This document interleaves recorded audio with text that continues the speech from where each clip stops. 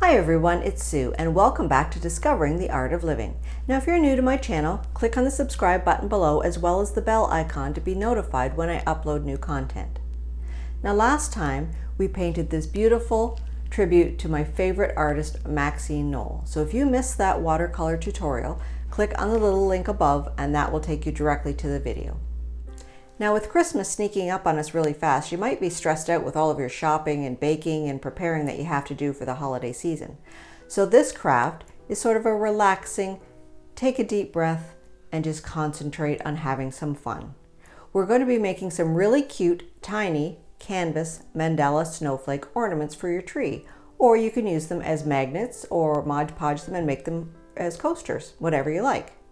Now I did this craft last year at a Christmas craft event that I had, and then I also did them again last weekend with a bunch of my girlfriends and we had a lot of fun. The possibilities are endless. So if you're ready to have some de-stress and do some crafts, let's get started. For our mandala canvas paintings, I found these little mini canvases at the dollar store. There were 4 for $1.25. Now I didn't see them this year, but you might have to look around and see if you can find something similar. If you can't find them, you could always use little pieces of wood, or you could just make bigger pictures. We also have a full list of supplies below, but here's a general overview of what you're going to need. First, we're going to take the canvases out of the package and then decide what base coat you'd like. Now I only used 1 coat of paint, but it depends on what kind of paint you have and how well it covers. You might need 2. So I picked a variety. I just used a foam brush and covered the whole top and the sides with the paint and let dry.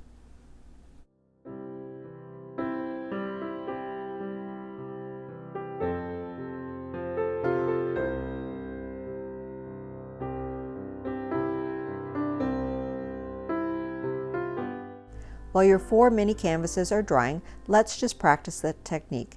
Take an old piece of paper, cardstock, and any kind of paint that you want to use. It doesn't have to be what you're going to use on your design. And here are the tools we're going to need. An old pencil, preferably one from the dollar store that has a really hard flat eraser, and the tip of the pencil. We can also use a variety of dowels that you can find at the dollar store. You could use the end of crochet hooks, you could use toothpicks, you could use the end of a paintbrush. Anything that has a nice flat round surface will do. Now we're going to squeeze a little bit of acrylic paint onto our wax paper, not too much because the acrylic paint dries quite quickly. Then we're going to take our large circle, maybe the end of the eraser on your pencil or a large dowel, dip it straight up and down into the paint and make a dot on your paper. Now if you want your dots to be all the same size, you have to dip into the paint each time. If you want a technique where the circles get consecutively smaller, just dip into the paint once and then don't dip into the paint again, and you can see how the circles gradually get smaller. This will come in handy when we're doing our step around.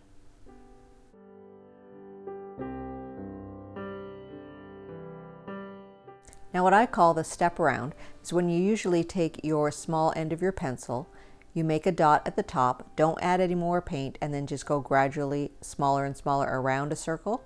Then dip into the paint again, start back into the same circle at the top so that you have the same size dot to start with, and then go around the other side without dipping in. It kind of makes like a little lacy effect around your circle. So keep practicing on your scrap paper until you're comfortable to try on the canvas. If you do make a mistake on your canvas, you can just moisten the end of a Q-tip and gently wipe off the paint while it's still wet. If you can still see some of the residue, not to worry, you can always use a small paintbrush and color in the base coat after. No worries. Now when you're going to paint on your canvas, every time you change color, you need to wipe off the point or the tip of the tool that you're using with the paper towel so you don't contaminate your colors.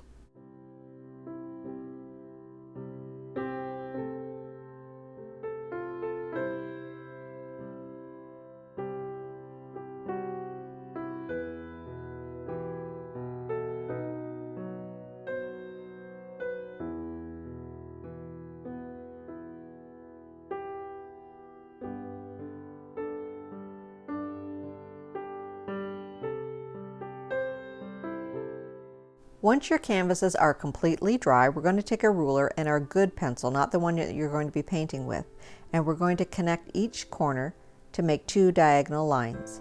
Then you're going to draw a horizontal line where those 2 lines connect, and then a vertical line where the other 2 connect on the other side to leave sort of a star shape.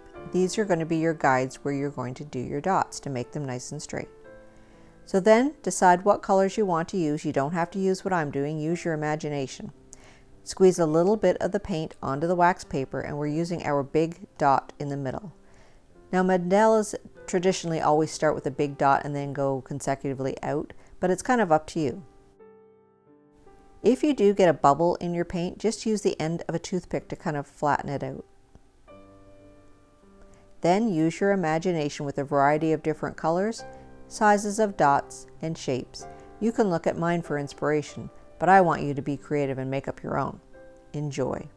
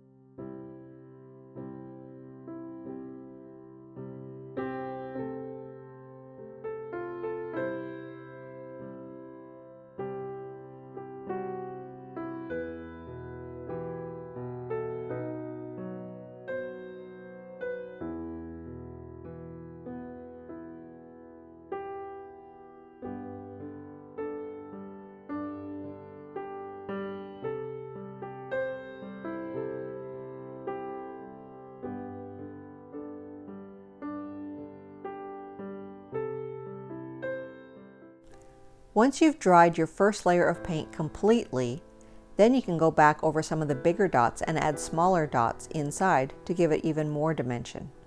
The trick with these mandalas is knowing when to stop. You can get really carried away, but have fun.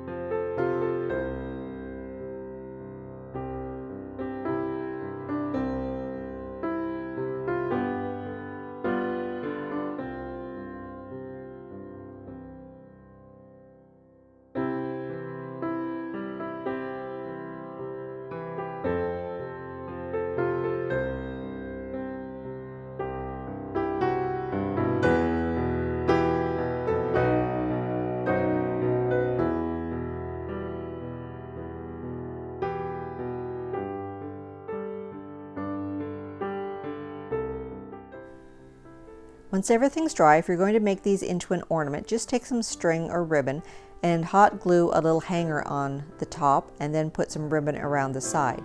Now if you're going to do fridge magnets, you can just glue a magnet on the back and call it a day. And if you want, you can put Mod Podge over the whole canvas, let it dry, and then you've got yourself a festive coaster. And just like real snowflakes, no two are alike.